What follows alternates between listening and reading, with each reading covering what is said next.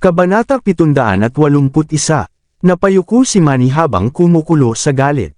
Wala siyang ideya kung bakit biglang naging duwag sila. Matapos bugbugin ni Jacob si Manny, tumalikod ito at ngumiti kay Regan.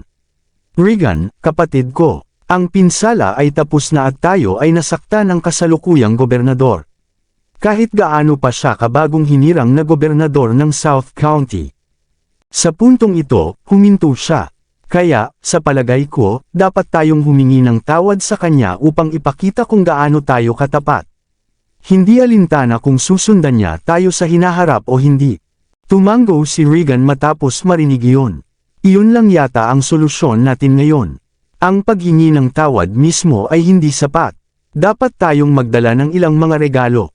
Mga regalo, Sok, I don't think he is interested in money or gold. Bigyan natin siya ng ilang mga espiritual na halaman. I know it's going to break our bank but at least that can show our sincerity. Napangiti si Jacob. Dad, seryoso, lumuhad na tayo at humingi ng tawad sa kanya ngayon sa harap ng lahat at pinabayaan na daw niya ito. Kailangan ba talagang humingi ulit tayo ng tawad sa kanya? Kinasusuklaman ni Manny ang ideya. Ayokong pumunta at lumuhad ulit sa harap niya. Sobrang nakakahiya na talaga. Tumango si Surina. Mahal, ayoko ring gawin iyon. Bago ito, pinahiya ko siya at ngayon ay ayaw ko talagang lumuhad para humingi ng tawad. Sobrang nakakahiya. Sa tingin ko, tama si Mr. Manny.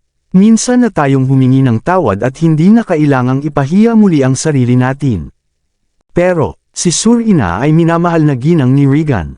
Matapos marinig ang sinabi ni Surina, hindi niya alam ang gagawin. Agad, tumingin siya kay Jacob, na umaasang mabibigyan siya ni Jacob ng payo. Iba ito, mula sa pananaw ni Severin, maaaring isipin niya na ang tanging dahilan kung bakit handa tayong lumuhod at humingi ng paumanhin ay naroon ang war god, si Callum, ay nandoon siya. Kaya, hindi nito maipakita ang ating sinseridad. Ipinahayag ni Jacob. Huminto siya saglit bago nagpatuloy, kung hihingi pa tayo ng paumanhin at bibigyan siya ng mga halamang espiritual, iyon ay maaaring magpakita ng ating katapatan. Napaka-minor lang talaga ng nangyari sa pagitan natin.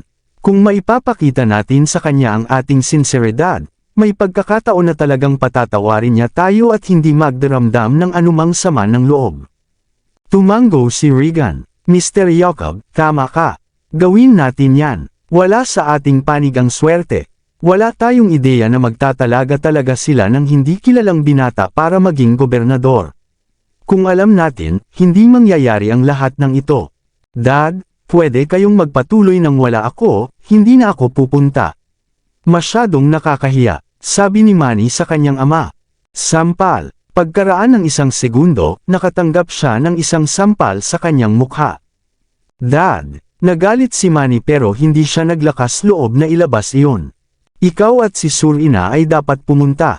Kayong dalawa ang dahilan kung bakit tayo nasa gulo.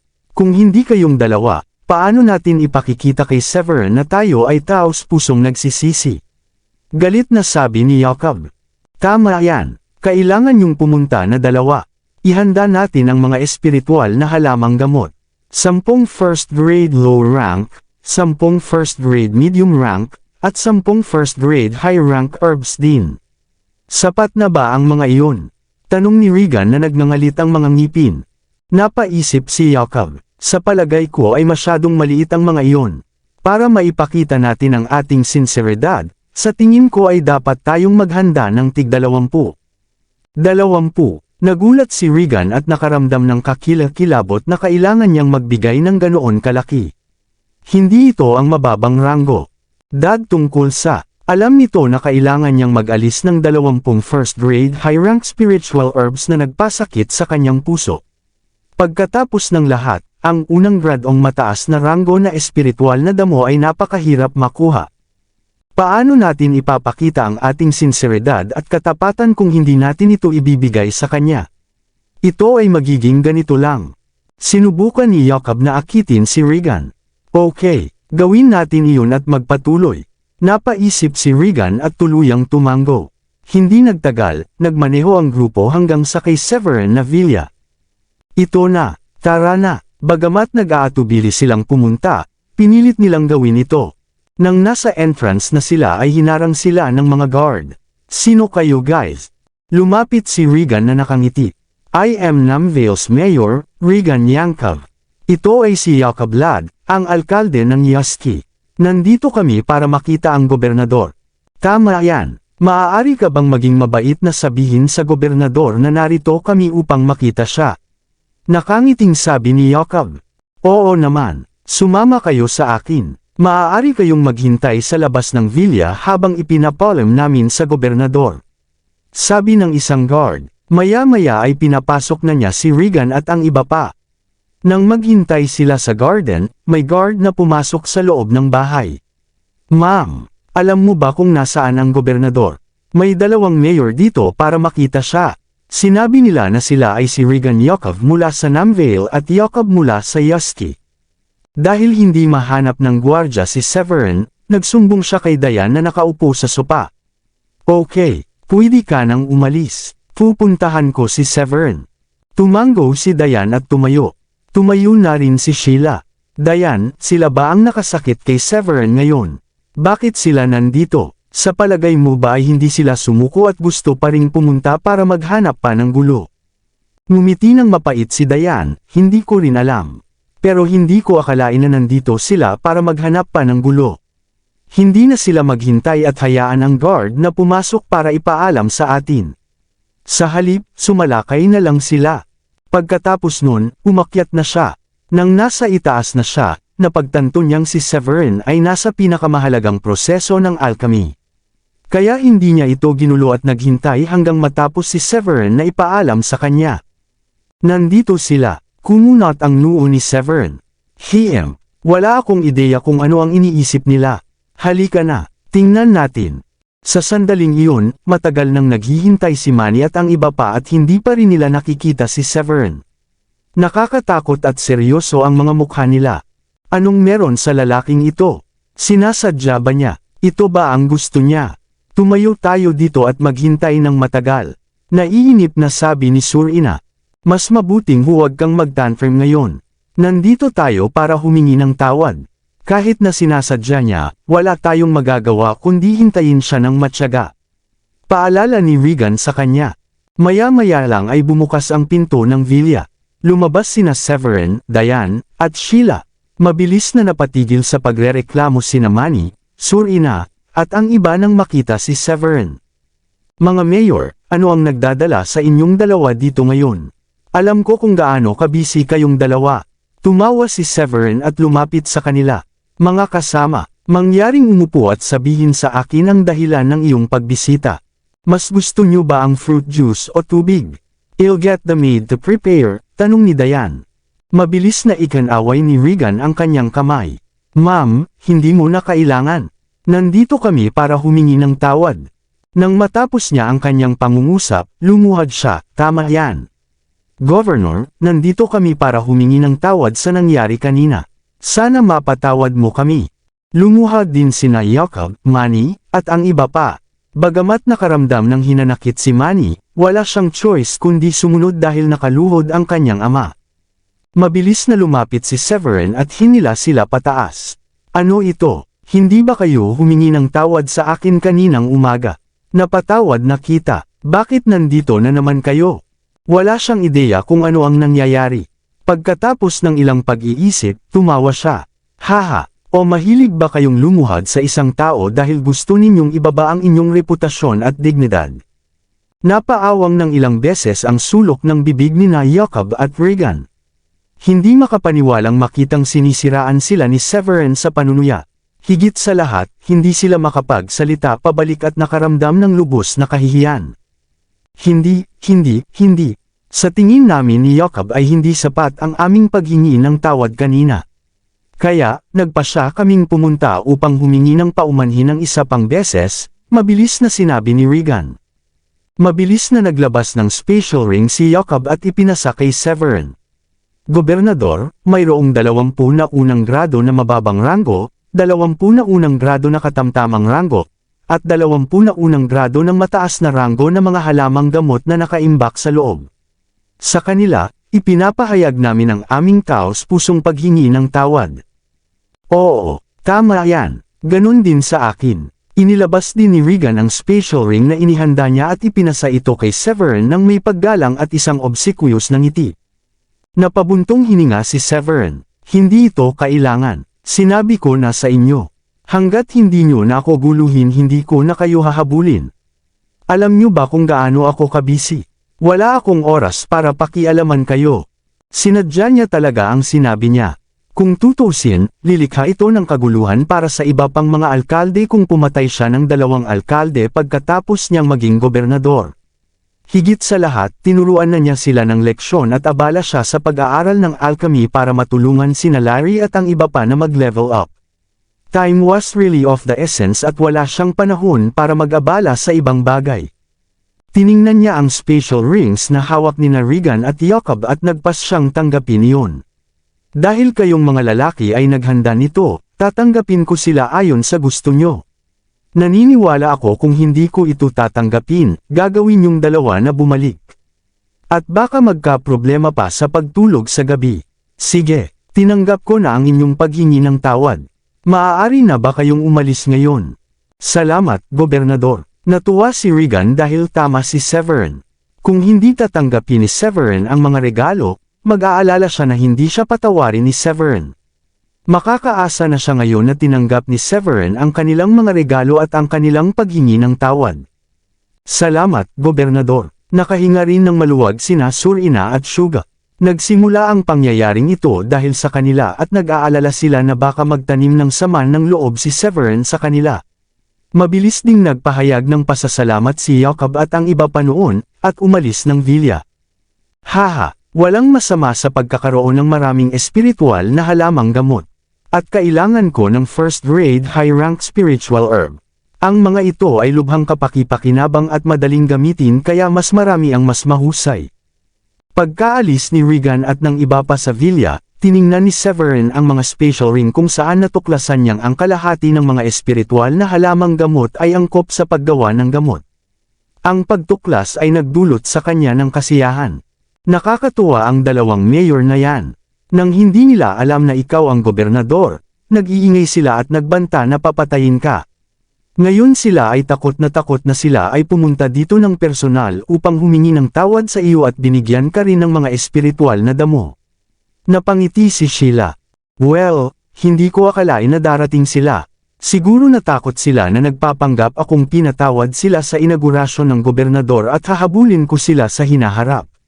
Bahagyang umiti si Severin at umakyat sa itaas para ipagpatuloy ang paggawa ng gamot. Sa kasalukuyan, nasanay na siya sa paggawa ng first-grade high-rank na gamot. Ang rate ng tagumpay ay higit sa 70%. Ang kanyang plano ay magsimulang mag-aral kung paano gumawa ng pangalawang grado na mababang ranggo na gamot makalipas ang 2 araw. Gosh, sa wakas tapos na. I feel so great. On the way back, Regan felt so relieved na parang may nabuhat na mabigat na bato mula sa pagpisil sa dibdib niya. Kung alam kong siya ang magiging gobernador, hinding-hindi ko iisipin na guluhin siya sa araw na iyon. Sabi ni Surina. Pagkatapos noon, bigla siyang may naisip at napabuntong hininga. Oh, aking Diyos, siya ang gobernador. Ibig sabihin mayaman talaga siya.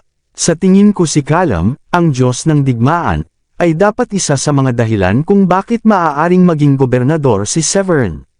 Ibig sabihin totoo rin ang alahas na suot ng kanyang asawa.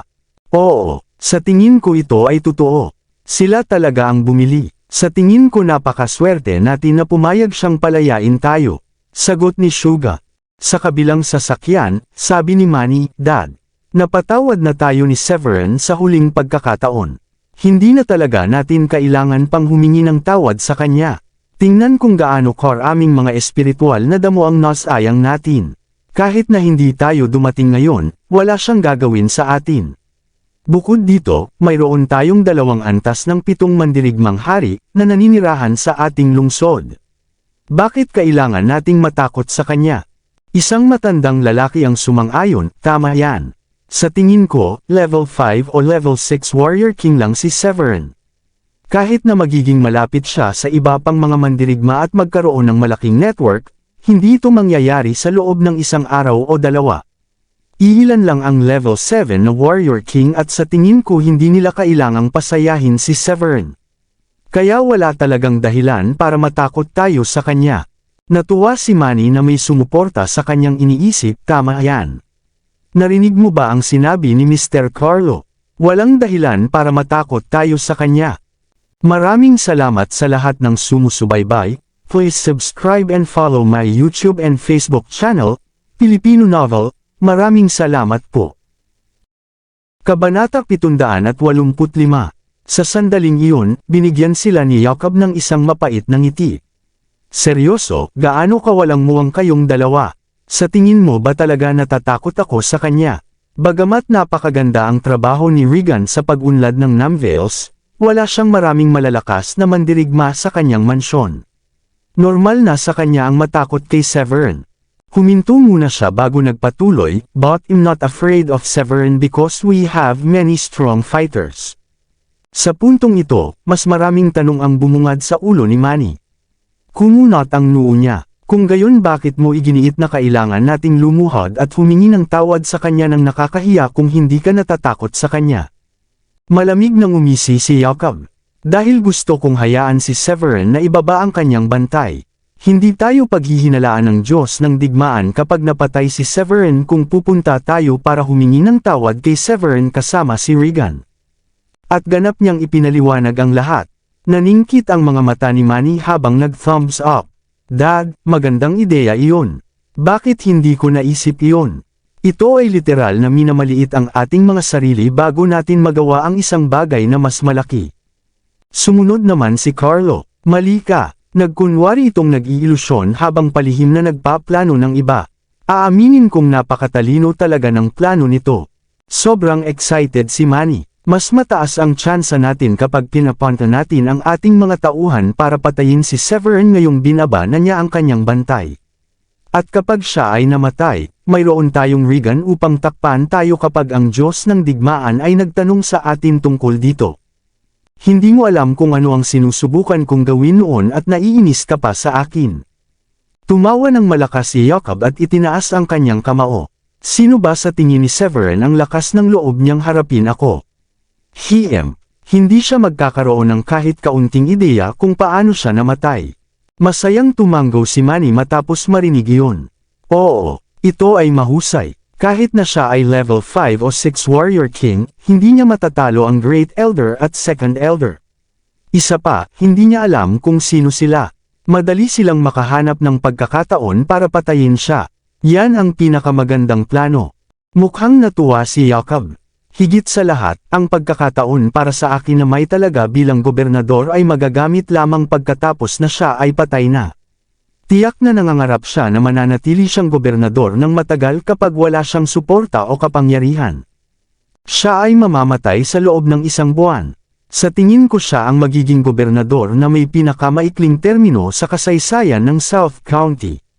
Walang pagkaantala, nagsimulang magpantasya si Manny tungkol sa kanyang kinabukasan. Agad niyang naisip na hindi na ganoon kasakit ang 2 sampal na sinampal ng kanyang ama. Napatingin si Jacob sa kanyang anak. Manny, kailangan mong tandaan. Minsan kailangan nating pansamantalang kumilos ng mahina upang lumikha ng isang ilusyon para sa ating kaaway. Ang kritikal na kailangan nating magkaroon ng mataas na antas ng pagpapaubaya. Hindi sapat ang iyong pagkatao. Kailangan mong dumaan sa mas maraming pagsubok at pagsasanay. Kung hindi, paano mo pamumunuan ang ating pamilya sa hinaharap? Sige. Naiintindihan ko na ngayon. Tumanggo si Manny. Dad, kailan tayo dapat gumawa ng ating mga kilos? Napangiti si Jacob. Huwag nating madaliin ngayon. Ang ibang tao ay madaling maghinala sa atin kung gagawin natin ito ngayon. Maghintay ng ilang sandali. Kapag nakalimutan na ng lahat ang nangyari, ngayon, ipapadala natin ang dakilang elder at pangalawang elder para gawin ang trabaho. Pareho silang level 7 Warrior King. Si Severin ay walang pagkakataon na mabuhay kapag sila ay nagsama-sama upang patayin si Severin. Hahaha, mahusay. Ito ay mahusay. Too bad my attainment is too low that I can't kill him myself. Alam kong magiging maganda ang pakiramdam kung magagawa ko iyon. Tumawa ng malakas si Manny sa sobrang kilig. Tumingin si Jacob kay Manny at sinabing, "You better train hard. Makapangyarihan ka lang kapag may kapangyarihan kang protektahan ang iyong sarili. Marami tayong malalakas na manlalaban ngunit imposibleng sundan ka ng mga matatanda kahit saan ka magpunta. Ano ang mangyayari kung ang iyong kaaway ay nakakita ng pagkakataon na patayin ka?" Seryosong tumanggaw si Manny, "Alam ko na ngayon." Pagkatapos noon, dumungaw siya sa bintana habang sobrang saya ang nararamdaman niya. Kung patay na si Severin, kasama niya ang kanyang pamilya. Sa oras na iyon, maaari niyang ibuli si Diane sa anumang paraan na gusto niya. Pagkatapos ng ilang pag-iisip, may naisip siya. "Oh, Dad, ngayon mo lang ba nakita ang ibang babae na kasama ni Severin? She's very pretty too and she looks very young and cute. Sa tingin mo magkarelasyon sila?" "Oh, yung babae, si Sheila Ballard ang pangalan niya. Ang anak na babae ni Zacharias Ballard, ang alkalde ng Brookborn." "Oo, maganda siya. It's very rare to see such a energetic and pretty girl now," sagot ni Jacob. "Oo," tumanggaw si Manny na may plano. "Dad, she really very pretty. Paano kung bisitahin natin ang kanyang ama at humingi ng pahintulot sa kanyang ama na pakasalan siya? Hindi araw-araw na nakakakilala ako ng babaeng gusto ko."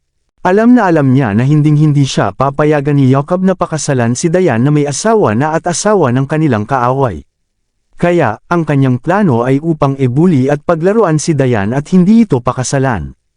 Sa kabilang banda, iba si Sheila. Hindi lamang siya mula sa isang kagalang-galang na pamilya, ngunit siya rin ay mukhang napakabata. Malamang, virgin pa siya.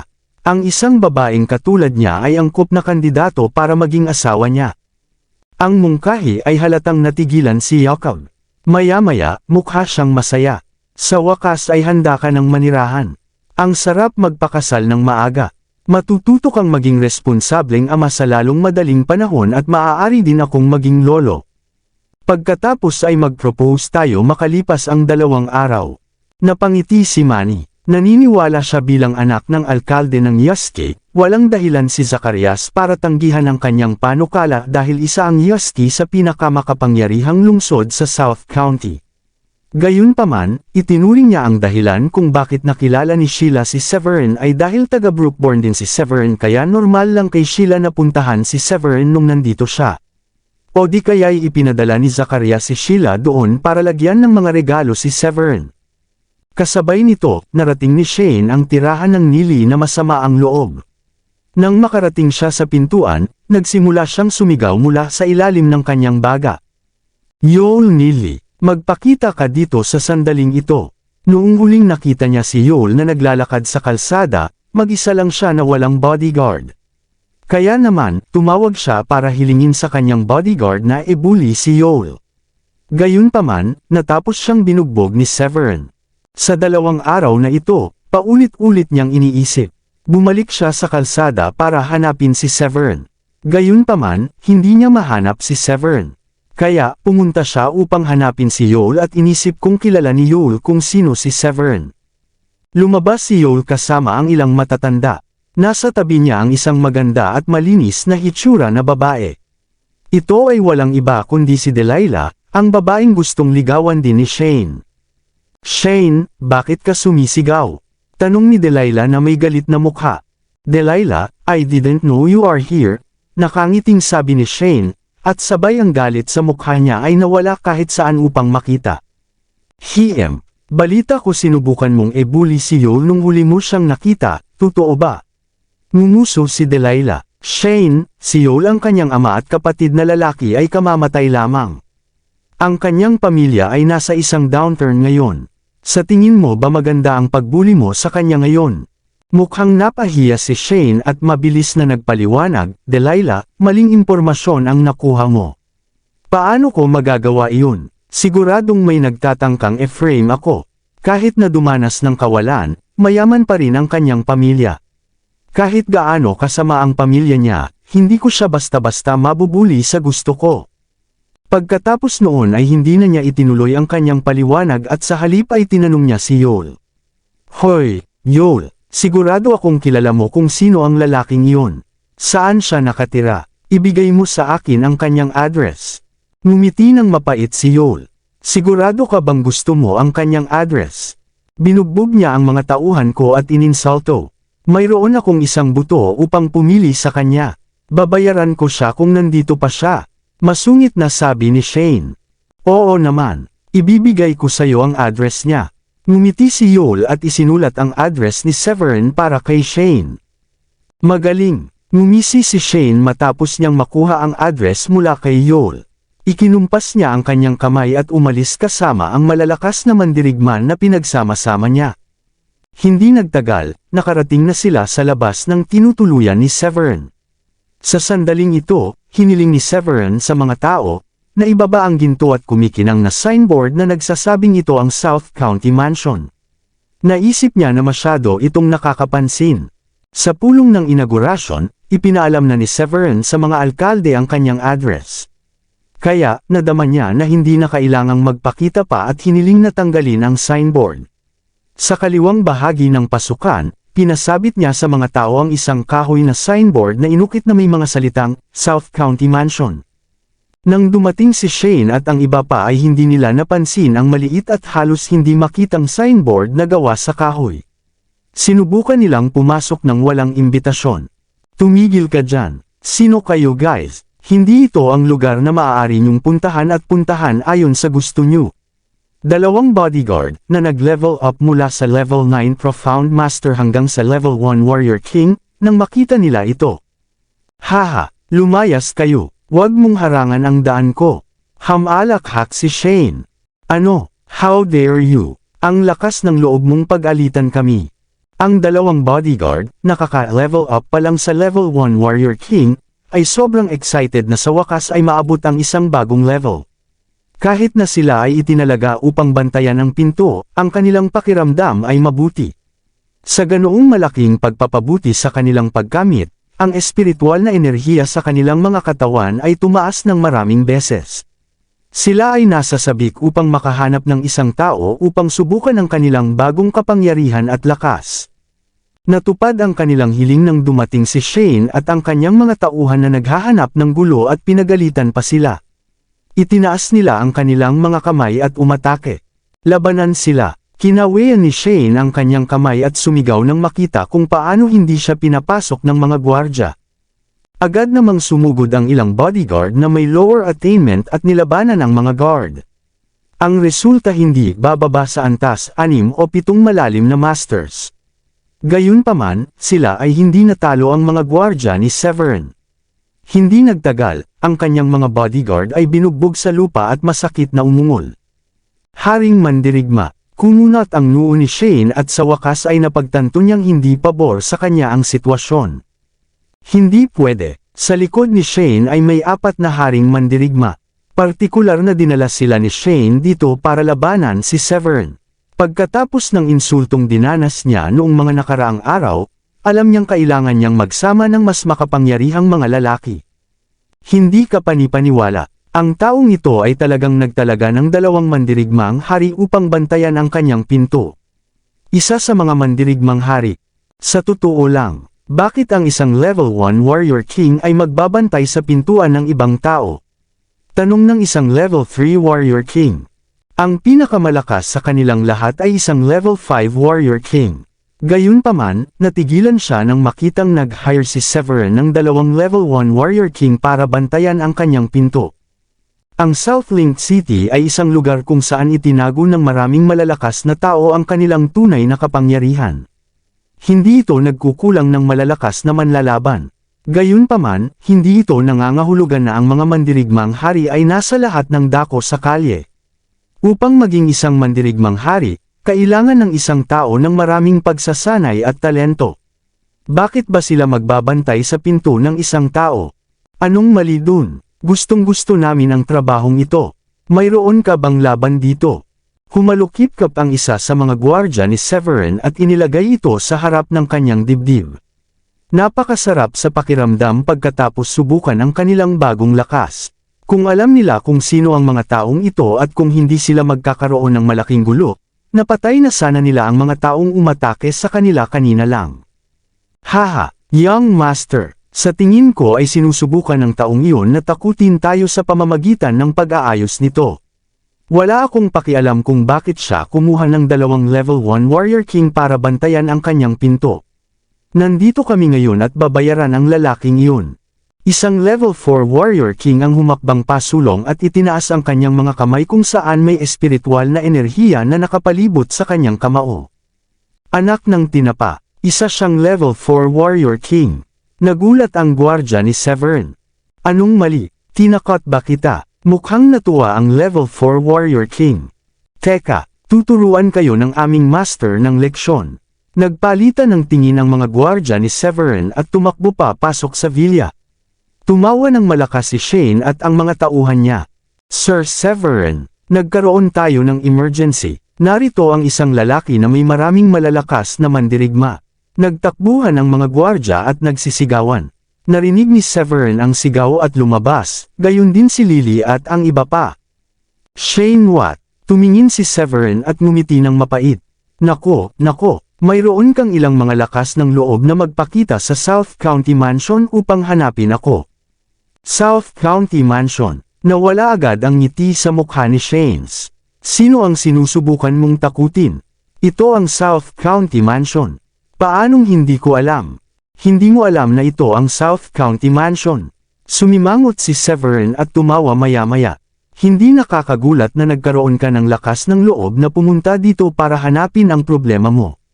Hindi mo talaga alam na ito ang South County Mansion. Haha, tigilan mo na ako. Sa tingin mo matatakot mo ako sa pagsasabi niyan. Hamalakhak si Shane. Muling nagningning ang kanyang mga mata. Sus, ang daming magagandang babae sa bahay mo. Sama-sama ng palabanin ang iyong mga tauhan. Huwag mong sayangin ang oras ko. Ang kay-abangan ni Shanes ay ikinagalit ni Severin. Ikanaway ni Severin ang kanyang kamay para imbitahan ang mga lalaki ni Shanes na makipag-away.